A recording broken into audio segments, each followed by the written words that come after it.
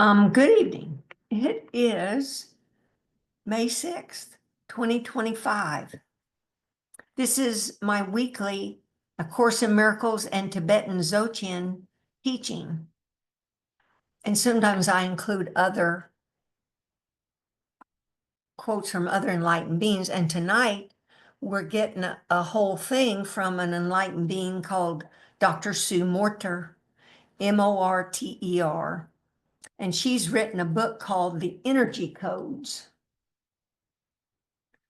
The energy codes. And on the front of this book, what these colors are, that reflection, those she's signifying the chakras. Well, seven of them.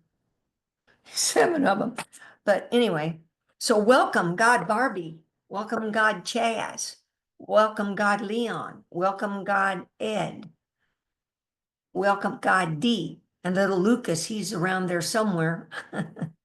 God Julia, God Debbie, God Glenda, and those that can't be here, like Lorraine is out in Arizona. Terry is in a certification course. Nance is in a free course, a course that someone paid for her to do. So she does that and then joins us later in chat.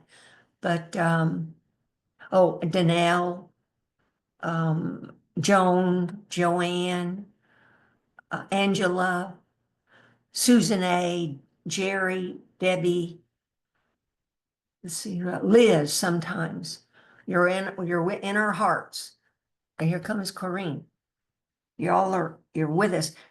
I so appreciate y'all coming out because there's a synergy to our spirits and this light and love that you all each exude. And it helps each of us and it helps me, guide me, Holy Spirit, Jesus, Buddha, what to do or say, help those have the insights they need from the live teaching, and then those that come to see this later on the YouTube channel.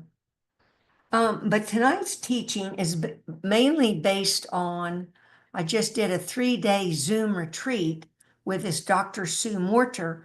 And when I say 3 days, I mean it was full days from 11 to 8:30, 2 different days, and then 10 to 6 or something the third day, with only like 15-minute breaks.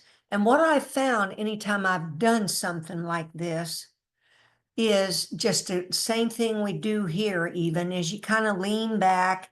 You've already asked the Holy Spirit to help you get what insights you need. And then also insights will come later, because these things that you hear, they go into the unconscious mind and you can contemplate them later or they'll come up later. Now let's see. And she does meditation as well. So anyway, the topic for tonight's teaching is learning to breathe within this. It's called a central channel. And now, because Dr. Sue Morter is trying to reach tens of thousands of people, I think in that one Zoom weekend, there were 4 or 5 groups of about 350, 400 people each.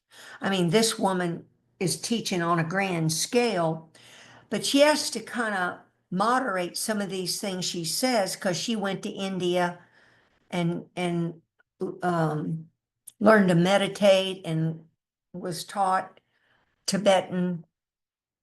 I can't, whatever, helped her. Besides, she was a chiropractor, and her father had learned about these energy centers in the body called chakras, but that he was way before people actually even talk about chakras. So he couldn't call them out as chakras. He had to, I don't forget what he called them, just that your energy. I don't know, because that would freak people out and they would come to him for healing. And then Dr. Sue has to be careful how much she talks about meditation, because that freaks people out too, and that's why Jesus in the whole Course of Miracles only calls out meditation, the word meditation, twice, but yet he uses 9 or 10 other words to infer meditation. because he knows it spooks people. And I've heard people say, I just can't meditate. The mind's just too busy. And I want to say that's precisely why we meditate. Because um, it's that thinking mind that we want to allow it to soften. We're not repressing thoughts. We want to soften, but we want to, in a way, in meditation, that's a way for you to be aware of thoughts and feelings and learn to let them come and go on this clear light, spacious God mind that you've got here. But anyway, this woman actually, clients come to her and she can heal them of migraine headaches, heal them of different physical symptoms that I won't go into. And the purpose of this, I never want to imply that any of this is going to heal physical symptoms, because I don't know what each person's personal karma is or collective karma is. And I've known enlightened beings that were in wheelchairs. So I do not know how all this works. All I know is that practicing A Course in Miracles and Tibetan Dzogchen and meditating, especially sky gazing meditation and space mingling meditation, what happens, you cultivate a quiet, still mind that's peaceful. And you can rest with that. And then that means as you walk around this world, you've remembered what you are. You're the spirit of Christ, spirit of Buddha, God's spirit presence walking around here, but you're awakened to it. Your mind's awakened, and your mind is joined with your heart. It's called joined heart mind, but the heart's opened to this divine love of God, Christ, Buddha that you are. But you actually embody all of this. Jesus and Buddha were walking embodiments, and that's what you're awakening to and feel. But anyway, in this booklet we got, you can Google this, and I highly recommend you do, because there's a picture of the chakras. She's showing 7 of them here. But why you want to Google is this breath work I'm going to talk about. During this breathing in and out through this central channel, which matches the great ray tube column of light that's coming in the top of your head and going straight down your body, through your whole body, through your legs and feet into the ground. I mean, you're just one big light being, but what these chakras are, they're energy wheels. And I think I've laughingly said to you all that the Son of God had to really invent something special when he invented the human form, because he had to come up with a design. How's he going to get that light energy from the vast expanse down into a single little form without blowing it up? You know, if you blow a balloon up, picture if you had a balloon and you took the vast spaciousness of source and tried to funnel it into a balloon, it would blow up, because it's not made to handle that much pressure, but it can handle certain frequencies. So that's why the great ray's here. The great ray's like a straw that the Son of God used to get that energy from the vast light expansive source down into our forms. But anyway, I digress. But the topic is learning to breathe within the great ray channel that runs down the center of the body, and how to heal the heart. Those are the main things I want to teach about tonight. Is picture in the Garden of Eden, before the Son of God fell asleep, he was awake that his spirit, his light and love was animating all these forms. And he could feel that all the chakras were open, and he could feel the energy flowing through all parts of the body. There's even a chakra for the hands and feet that I didn't know about. But anyway, he was awake to all that. But when he fell asleep and believed he was the body and not this spirit that's animating these forms, what happened, all things blew apart. They separated. That's why it's called the separation. the heart and mind separated, breath and energy separated in two things. These chakras, the great ray got shut off. It's called a trap door or a veil. There's a veil or a trap door that shut this great ray light from streaming continuously in, that stops it. And as a result, these chakras that start at the crown chakra, throat, heart, solar plexus, sacral or a little bit below the navel, and root chakra. Then there's a chakra in the ground below the feet, and then chakra hand and feet, etc. Those chakras, the great ray light's not coming in, so they froze up. They're rigid. And what this Dr. Sue's explaining is, as we use our breath to breathe in and out where this channel is, you end up activating this great ray, and you end up reactivating those chakras. And you can picture it like this. You know, a sponge you have by your kitchen sink that when you don't use it, and you pick it up, it's rigid, right? But you put a little water on it and you squeeze it a little bit, the sponge becomes flexible again. So what I'm talking about tonight is, by taking our breath and breathing in and out this channel, and taking the breath and specifically breathing in and out these chakras.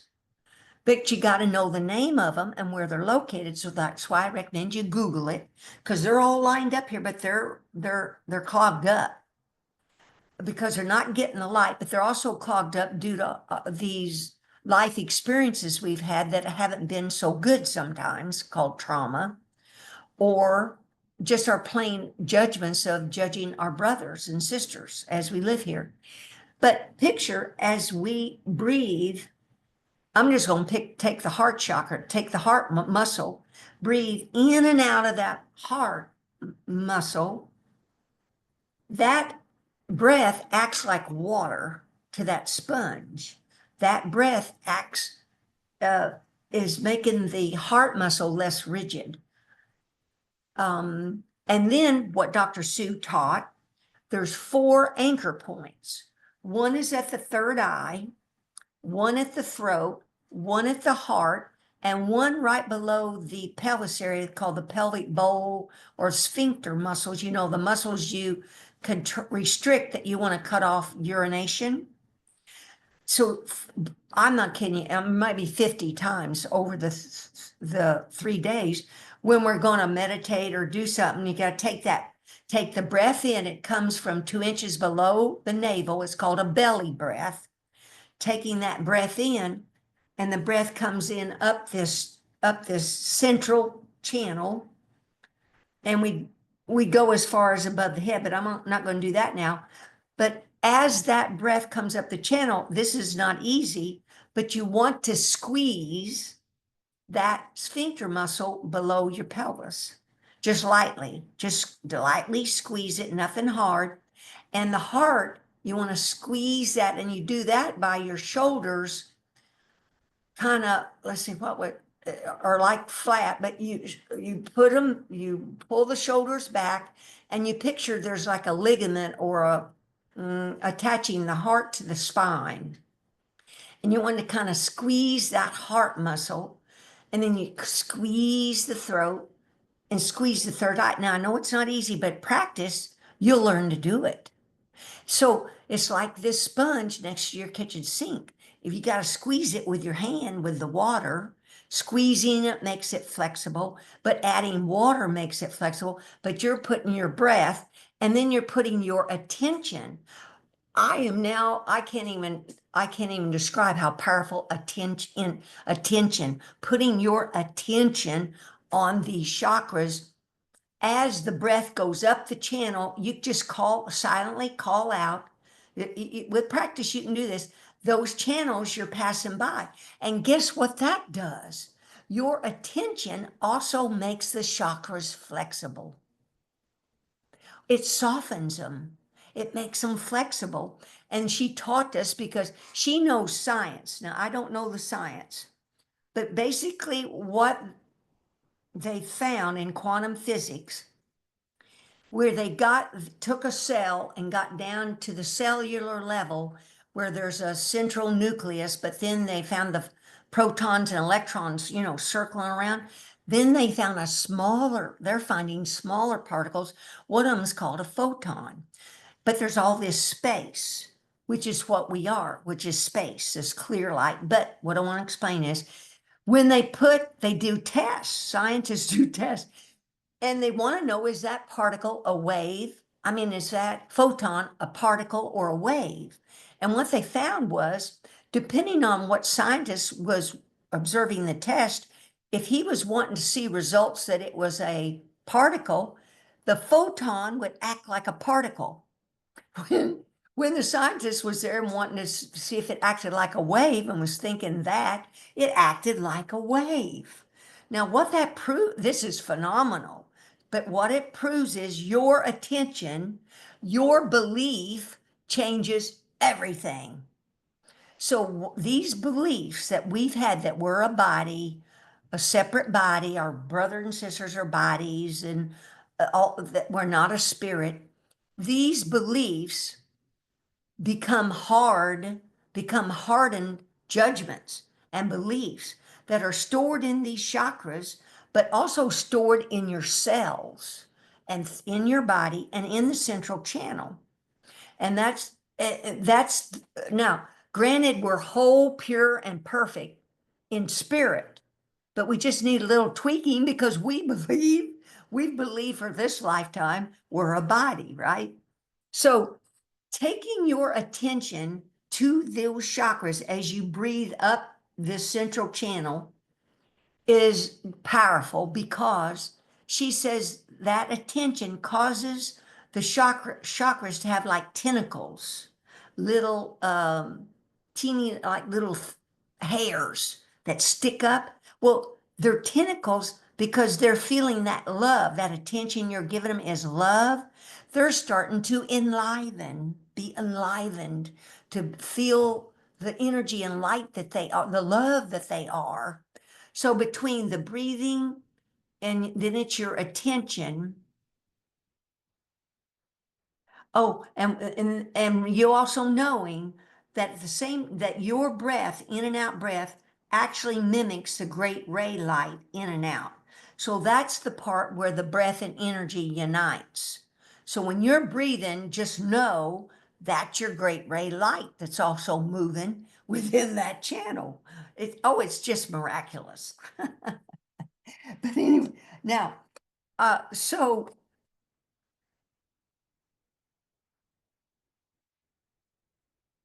different times we would do things to specifically just simply breathe in and out of a chakra.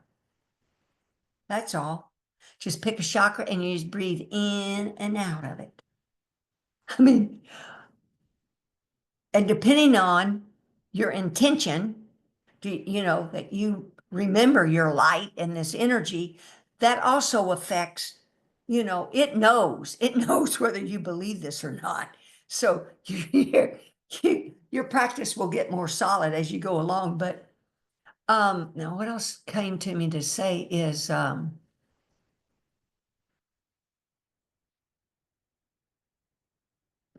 I'll just go to these practices that she taught us. Oh, is this ego mind that talks, called the thinking mind. That's another thing that she just kept touching on, is this thinking mind has got us in the trouble that we're in. It thinks we're a body. It keeps thinking these thoughts and beliefs that we're a body, etc. So when you start to have thinking thoughts, because people would say, oh, I was brought up, my parents, I was worthless. My parents told me I never amount to anything. And see, those are beliefs as a child grows up with. They'll store them and they'll believe them. Or beliefs in what you just never be anything of importance. You're just not very smart. No, I don't even know. You each got your own things that family or friends or kids at school or bosses or relatives said that you believed and took on those beliefs. She says when your mind, when you see that this mind is thinking those thoughts, she immediately says, drop them. Just picture you're taking those thoughts and just dropping them to the ground and tell the judger, which is that thinking mind, I love you. Now that's a core of one of my teachings to you, but I haven't gone so far as to tell you to think the thinking mind. I tell you to love ego, but she's getting it down to the thought level, a thought at a time. If those thoughts aren't loving and positive, drop them to the ground and love the judger, but also immediately go to your body. Take it to the body is another phrase she uses, because take it to the body means go to the body and see where you're feeling whatever the mind was telling you. For example, you're worthless, you'll never amount to anything, etc. And if I had not experienced this, I would think, yeah, right. But here's what she teaches and what I experienced is then when I took my attention to my body about an experience, she says, take your attention to your body and feel where you feel that feeling. And don't you know, the mind, this I think is the Holy Spirit or the higher mind, goes right to where in the body the feeling was stored. Now, granted, it could be stored multiple places, but we're talking about just this one in this one experience. We're just going to this feeling that I had, and this feeling that I had was two round circles showed up that were empty, and pain shot out of them, vibrated out of them, right to the right side of my heart. And I almost laughed to myself. I sure couldn't ignore where that feeling was stored. Oh, and what that feeling, I kind of got, I didn't define the experience that well. I said the experience of some common belief that your family has said to you, or a relative, mother, father, or whatever, or it can be a regret that you've had. So I'm going to go to this regret because it matters for what I'm explaining to you is, and she said, you go to the regret, even though you've forgiven it. And I no, I've forgiven this, but it's what showed up in my mind. And she said, you could have two or three regrets, but then you're going to look at what you wrote down and pick one of them to sit with, and in a few sentences, explain the regret, what you wished would be different, and how you experienced it, etc. And then that's when she says, after she pauses and let you get your little story together, two or three sentences or whatever. We're not having a big 4-page story, just, and then she says, now I want you to see where that feeling of regret is in your body. And mine went to that heart with those two little circles. Now, what my regret was, and I'll just speak it publicly, was when I was in college, I was date raped. And I didn't know how to handle those feelings or emotions. And now that I'm aware of what the body does in order to safeguard itself, it stuffs them away. And even the things we think we've handled, there's still residue, because some of this stuff is quite traumatic. So when she said that, and I went to that was pretty appropriate, wasn't it? It was to the right of my heart. So then I just breathe in and out of my heart. That's all we do. We just breathe in and out of the heart. Because see, the breath is the breath of God. This, we have forgotten, this is the breath of God. Besides this light, God light that's coming in, this is the breath of God. So it's healing. And then she says, I want you to look at this central channel and it will tell you where to breathe. And I thought, well, okay. So I looked at the central channel and my attention went above the navel to like the middle, above the navel. And I thought, oh no, she says, look at your central channel to see if you're to breathe up or down through the central channel. And so when I looked at the central channel, my attention went above my navel, and that means I'm to breathe upward. Because picture the navel is like, we'll call it the center. It's the power center. It's the solar plexus, and it's enough power of 1,000 suns, S-U-N-S. 1,000 suns is that solar plexus, which is above the navel. But anyway, so you take a deep breath in from below the belly, but the breathing starts at the navel, and I breathe upward, take the breath upward, and I silently call off solar plexus, heart chakra, throat chakra, third eye chakra, crown chakra. Breathe up, and then the breath turns around and you breathe back down the central channel, and I call off crown chakra. And you just doing this at your own pace. And it's not a continuous in or out breath. It's kind of, you're not even kind of paying attention. It's the idea, it's the intention that you're breathing in and out, recognizing these chakras as you go down. And what this does, this dislodges this trauma.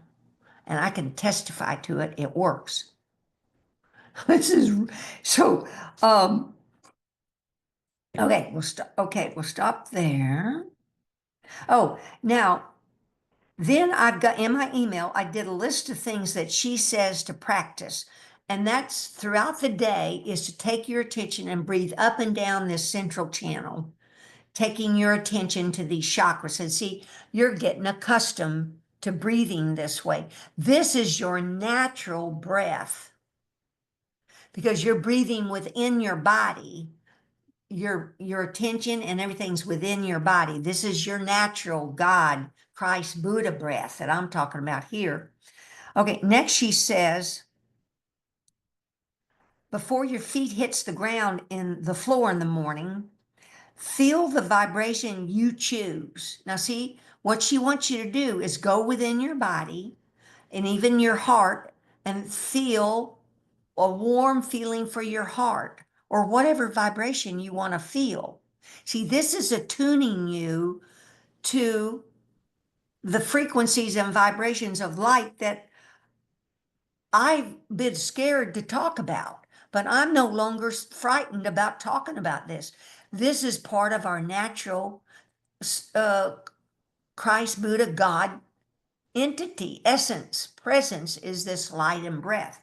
But anyway, breathe it through your entire central channel. So pick a vibration you choose and breathe it through the entire central channel. That means from the top of your head down to your feet. And matter of fact, you go 2 feet into the ground and then come back up. Sense and image what your life will feel like as you engage into this breath work and being attentive to these chakras. Choose one life-affirming action you will take today. Stretch your body. Bed yoga works, she says. And then, before going to sleep, find the vibration of love. Find the vibration of cherish and central channel breathe. And cherish means the vibration of cherish. See, all these things, sitting with it, contemplating it, you're coming home to some true vibrations, the cherishing of your Christ essence, the cherishing of your God light, your God breath. cherishing of the light energy that animates your loved ones, your husband, your wives, your partners, your girlfriends, your relatives, your bosses, just cherishing this human life, that you've got a mind that can reason with itself and remember what you are. Oh, it's just so beautiful. Okay, I'm keep going here. During the day, she says, eat 80% fruit and vegetables, drink 8 ounces of water every hour, constantly find your anchor points. Now, the anchor points is the third eye, the throat, the heart, and the sphincter below the pelvis. Now, why you find those points is because if you remember, you won't have sticky notes, to stop and find those points, you're going to be remembering your energy. And you'll probably remember then to breathe up and down this central channel to make all this a habit. These are points that connect you to this central channel so that you're not out in the body and the thinking mind, thinking you're a body. It's bringing you inward to remember this spirit, this breath, this internal breath, this light. Breathe heart coherence breath work. And I wrote that in the email. Let's see, I wrote that. That means that heart coherence breath work means inhale to the belly, then to the chest, fill the entire core, exhale beyond the body. Exhale beyond the body. It means you take your breath outside the feet or outside the top of your head. I'm going to say that again. Inhale to the belly, then inhale to the chest, fill the entire core. The core is another word for this central channel. It's like a tube. It's a channel that runs down from the top of your head down through the pelvis, but actually, I guess it's invisible. It goes through the legs, but that energy goes through the legs, thighs, calves, feet. Okay, now let's go back here. Think from a place of loving possibility. Again, how can you remember your love but by loving? So bringing your attention back to love on these chakras by putting your attention on them. Love on this central channel. And remember, you're a great ray of light is animating your form. Now, also you can love your egoic mind and you love the body because it's just a natural body, your natural heart mind. It's not done anything wrong. It's the thinking mind that's had given the thought of some kind of action that the body did. But the mind did not do these. I mean, the body didn't do these things.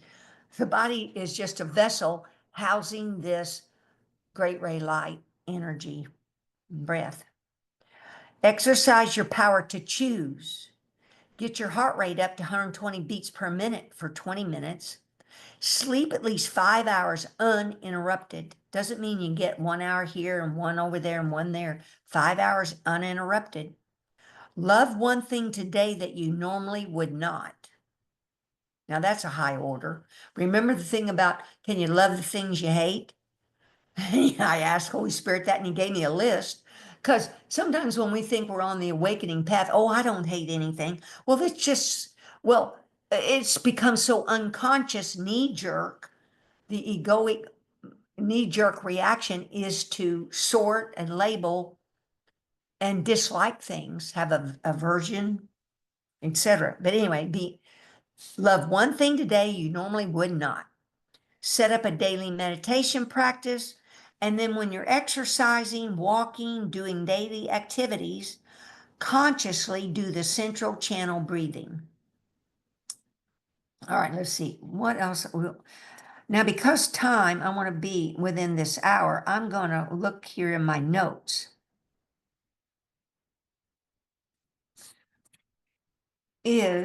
She taught a couple of things, that I found really beneficial. Here's one, and I'm paraphrasing here, and I apologize in advance that I don't get this right, exactly right. She told the story about Aborigine group tribes, meaning people not mm, been cultured in this thinking mind deal. They're aborigines, meaning they're close to the earth. You know, they're following the weather. Their instincts, their gut intuition is working with them. They're in it because that's how they've survived this breathing, etc. But whatever is this particular tribe had a policy. They didn't call it a policy, but that's what I'll call it. That if they found one of their tribe members telling a story more than 3 times where the person had not adapted the story to share what they learned from the story, meaning get the wisdom of what that story brought to them, right? They took the person out to the edge of a cliff, held them by the ankle, held their body over the edge of the cliff to hang out there, dangling them out in thin air. And while they're dangling there in thin air, they ask them, it's your choice, but do you want to, change this story to learn from this story, the wisdom from it, and then teach that to the tribe, share that with the tribe? Do you want to do that or not? And if they don't want to do that, then I'm not real sure, but I think they get removed from the tribe. But if the person says yes, they go, okay, they bring them back. And you get the gist of the story is, and that's what we're supposed to be doing, is these things that occurred in our life, whatever sufferings there are, look at these sufferings and stories, and how many times have you told the same story, a victim story, more than 3 times? Now, what this Dr. Seuss taught and what the Course teaches is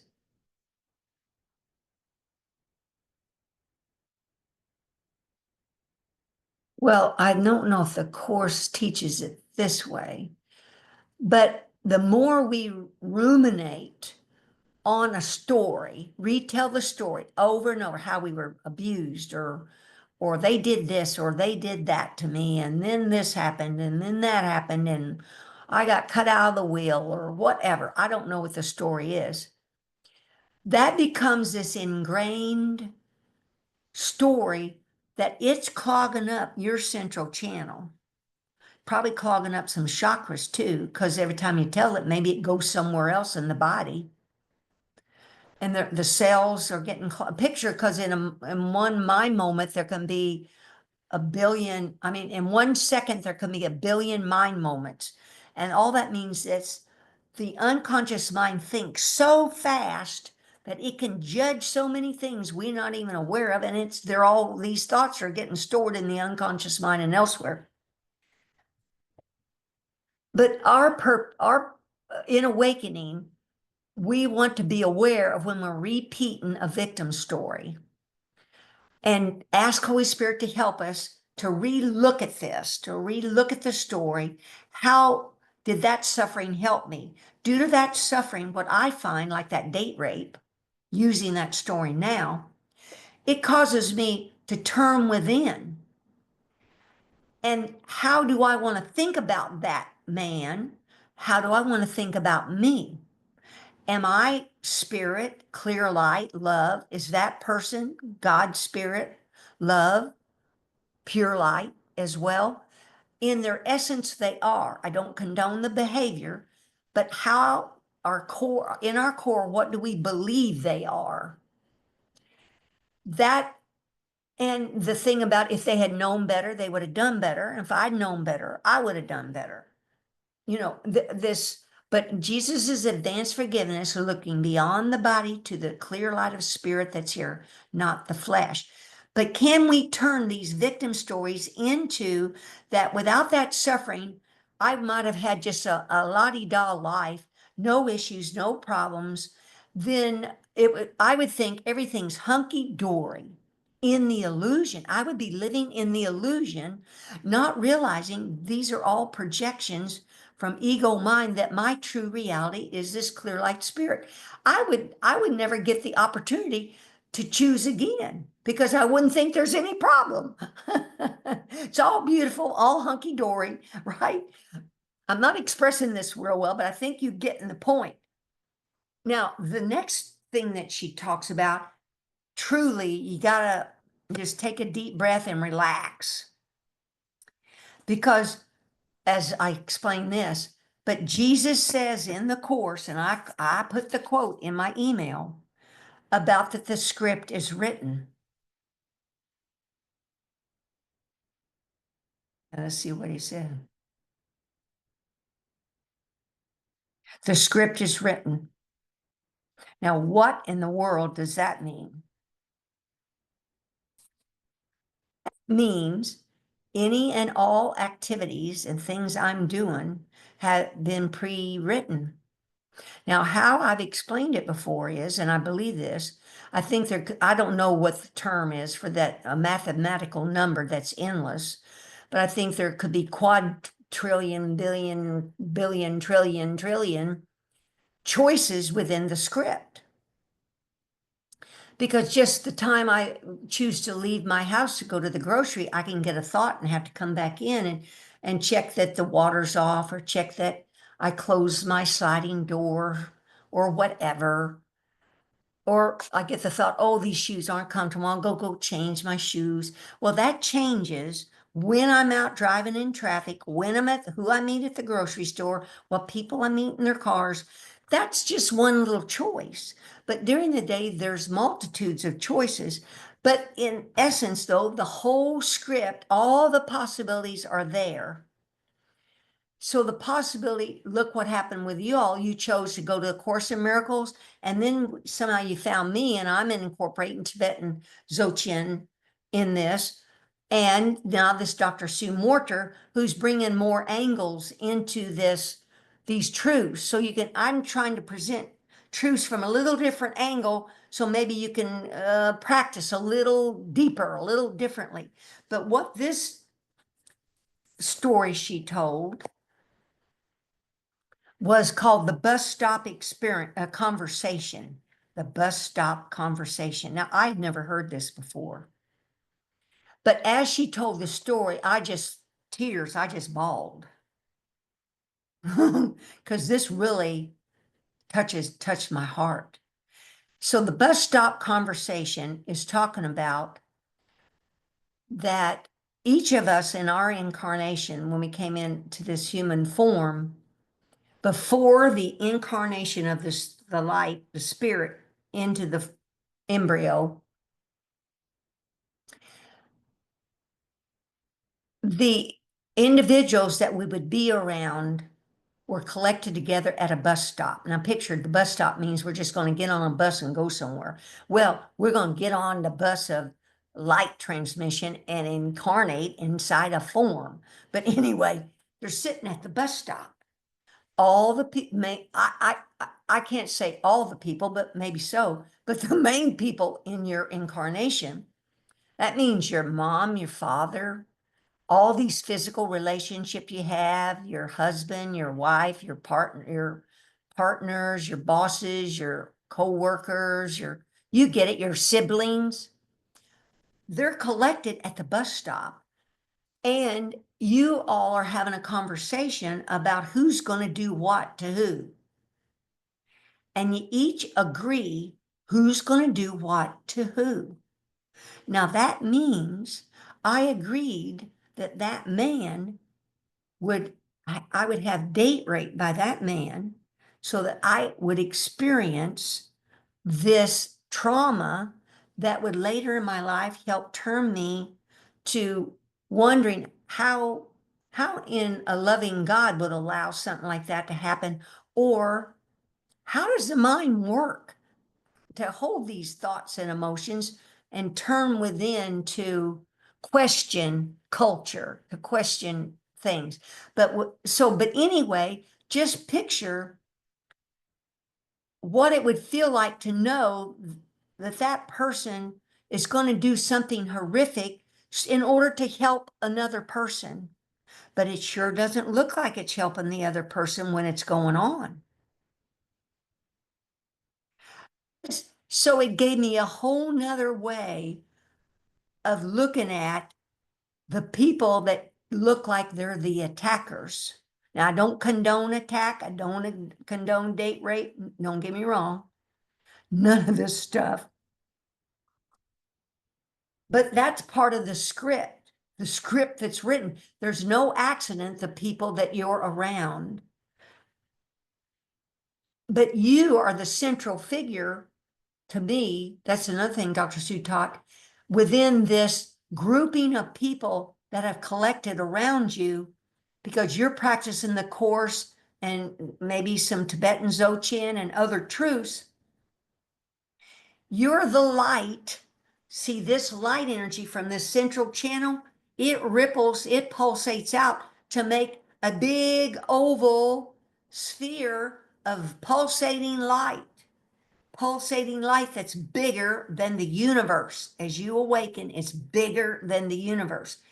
You are an awakening person that's affecting all those that come in your path, whether they know it or not. But those that are your parents, your siblings, your friends, etc. You get the point. That's why Dzogchen talks about, and Jesus talks about, your purpose is to help the whole sonship awaken.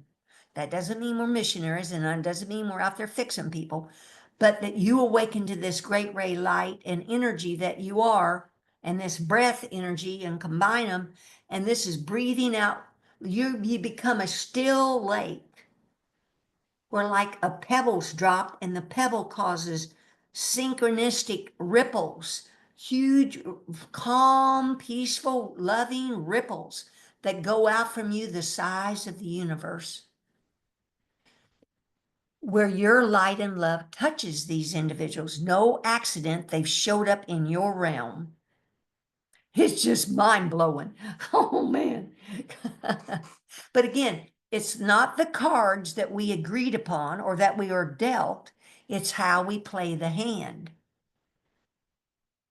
So how do we play this hand? How do we tack in among the trauma that seems to be within this movie or projection that we're experiencing, to remember their light beings, their spirit? Wow. And this is done by practice, integrating these truths and practicing meditation and practicing this channel breathing, practicing being attentive to where these chakras are. And, like now I kind of laugh and just go, hi, love chakra. Hello, I've ignored you my whole life, root chakra. Now picture that. We've asleep ignored all these energy wheels that can help soften, enlighten our form and our mind by simply bringing your attention to them. I mean, if you want to. Let's see, I covered that. Okay, any questions or thoughts before? I do have some quotes from her that I got a couple of minutes. I might read this because this woman is very brilliant. She is brilliant in that she had an awakening, and it took her, I forget how many years, to unpack the awakening so that she could teach it and actually have patients, in clinic patients, because she was by service was a chiropractor, etc. Anyway, here's from Dr. Sue's Energy Codes book, page 204. She's talking about herself. As I began to understand that activating the energy in my core was fundamental for embodying high frequency energy experiences. Now, see, what she's talking about is, do we want to attract high energy, loving experiences to us or not? Well, if you want to, then let's go inside the form and activate those chakras. Let's breathe in and out of these chakras. Give them some loving attention. Anyway, I was aware that conscious breathing would likely enhance them. As I breathed with intention, there's that word, intention, attention, into the areas of my body that were not as enlivened or that didn't emit the sensation of me being I there. Oh, she uses a phrase, being I there, like, am I in my heart chakra?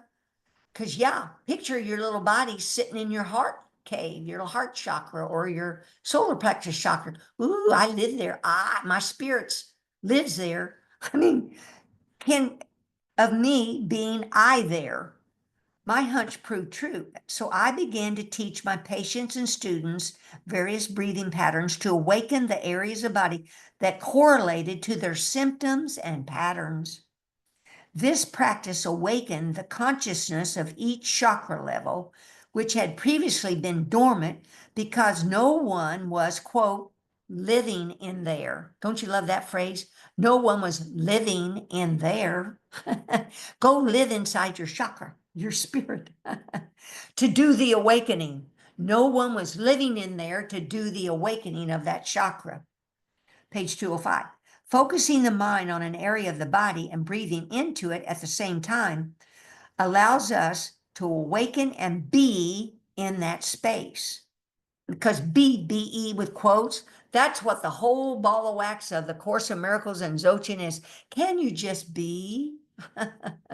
Meaning, can you just rest and be in that clear light presence?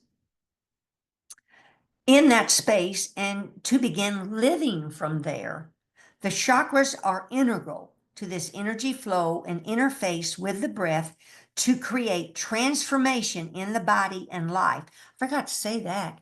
The body, this is one of the ways the body gets transformed, meaning the chemically changed to where this liquid, this gold of your liquid sunlight energy is purified of any impurities, and you're left with this liquid sunlight gold, this love, this golden love.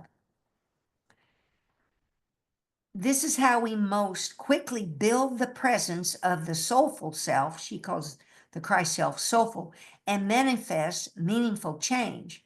Remember, when energy isn't flowing in the body, it's not flowing in your life. Because Dzogchen, they all, of course, being in the flow.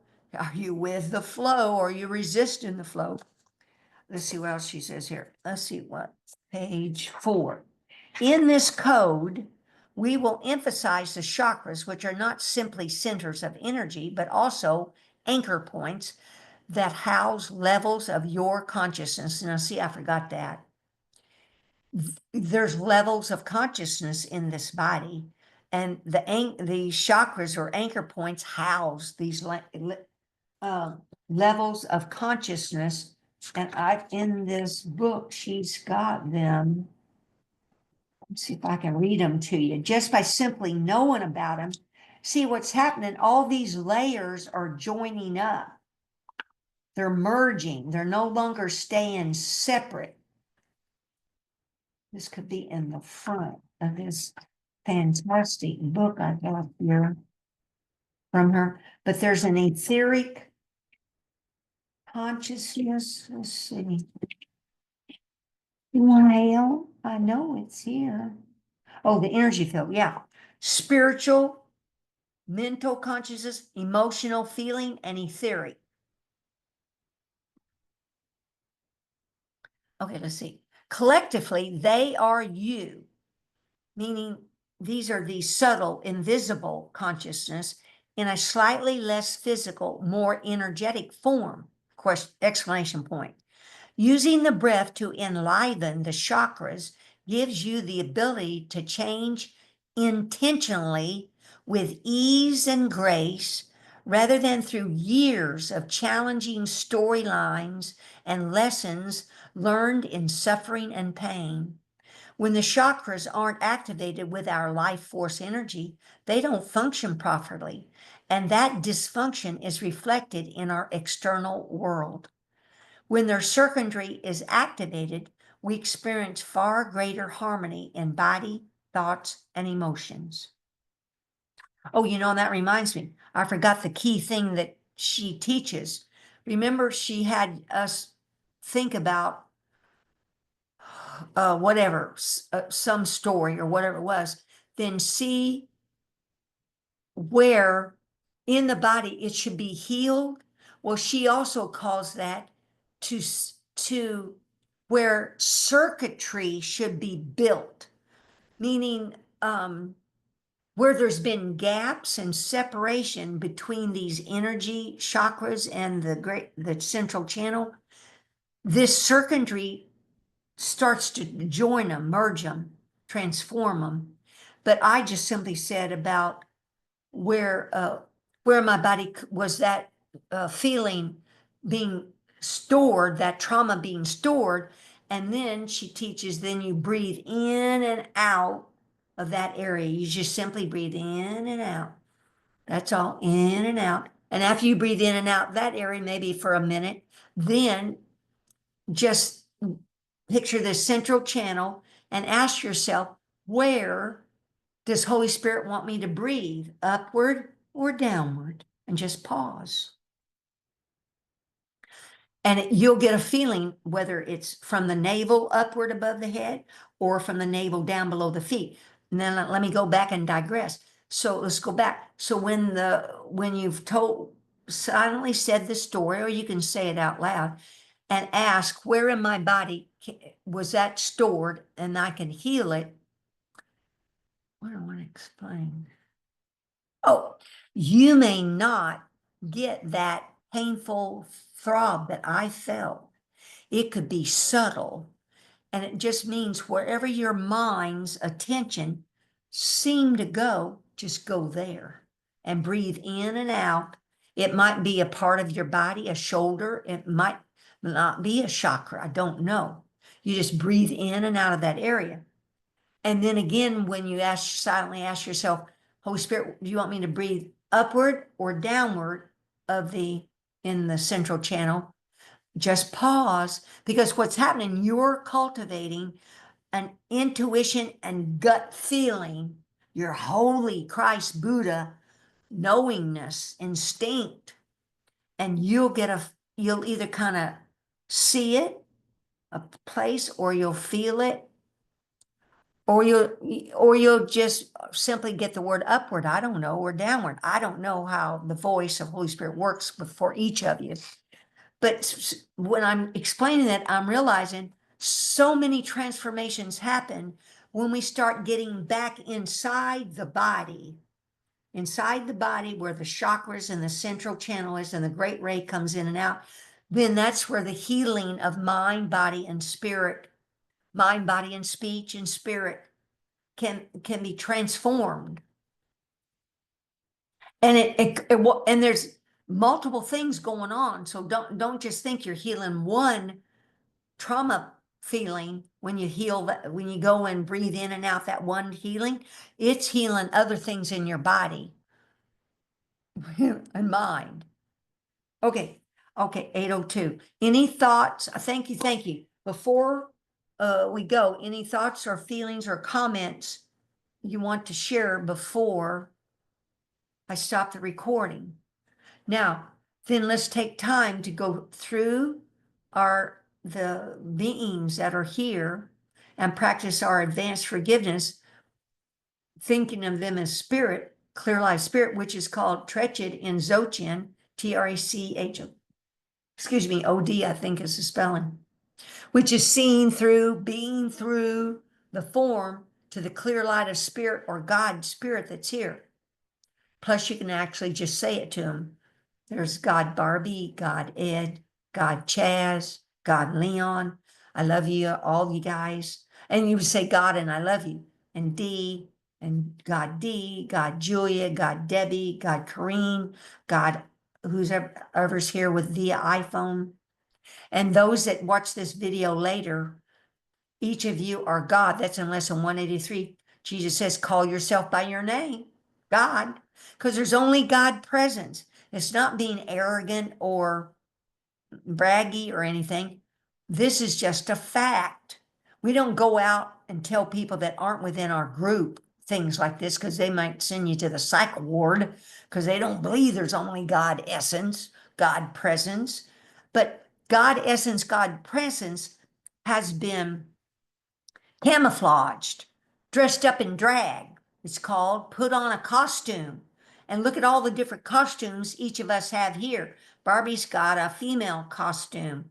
Edward's got a male costume with a certain color. And Chaz, that's like picturing you're watching this movie or this one big parade. And on these floats, oh, there's some beautiful floats, got mermaids on them, all these beautiful, beautiful mermaids. And then other floats might have some war military deal with soldiers up there with guns, right?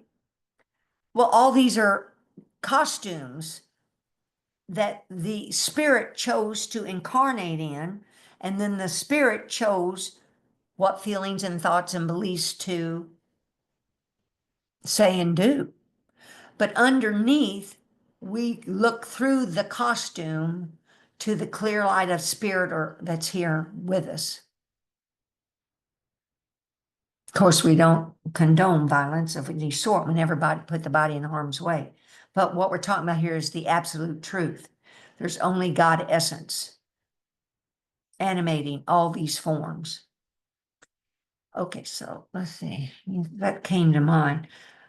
So when you see that float, that's when we're awakening, you have awakened awareness. That means you're alert, you're awake to what thoughts are going on in that mind. Like, oh, I saw those. If you were a man, you saw those beautiful mermaids on the float. Woo, you could have desire, lust, attachment, clinging. Or if we see the warlike floats, we could have aversion and pushing and denying. And both of those are due to ignorance. And you're awakening to that, your spirit. And when you have these thoughts of judgment, of attachment, and aversion, Dr. Sue would say, just drop them. Then go into your body. What are you feeling? What feelings are occurring? And be with those feelings. Don't push them away or cling to them. You're learning to let these thoughts and feelings come and go through these sense gates without attachment or aversion. But you can play with the images on the float. The mermaids, we could go play with the mermaids. You could even have a relationship with a mermaid, but yet you're not clinging to that mermaid with that she's a body and you're a body. You're dancing with these images and mutually enjoying each other. If you're in the dance together, you get the point. Oh, it's just beautiful once we awaken to this. But we're catching our mind when it goes off, wanders off to have attachment or aversion, and we bring it back. And because we're aware and awake, we don't ruminate on things, because if we ruminate on them, guess what? We just made a karmic activity get stuck somewhere in a chakra or our body that's got to be cleaned up, cleansed, removed, right? If not, it's clogging. So, I'll close with that. Dr. Sue says throughout the day, she is practicing central channel breathing, because see what that does, it keeps you enlivened and awake, that your spirit. So then you're aware when you're having these thoughts, and you just can dance with them without ruminating about them and causing an issue, correct? Or as soon as you can, you're aware you're ruminating and you let it go, versus ruminating over half a day, an hour, half a day, a week, telling that victim story 4 times or whatever it was. Oh man, I just love this. I love the Dharma. I love you all. The truth. Thank you so much for Jesus. Helen Schutman and Bill Thetford Helen channeling the Course of Miracles. Bill typing it up. Foundation for Inner Peace publishing the book. Unity Church is how I found out about the book back in 77, something like that. And then thank God for the Dharma, those that teach Tibetan Dzogchen. The same thing that Jesus says, we're spirit. we're spirit, we're a light being. That's just, our nature is just obscured by these thoughts and feelings that we think we're a form. Okay. All right. Thank you for coming out. I'm going to stop the recording, Miss Barbie. Just to cancel out the meeting. Okay.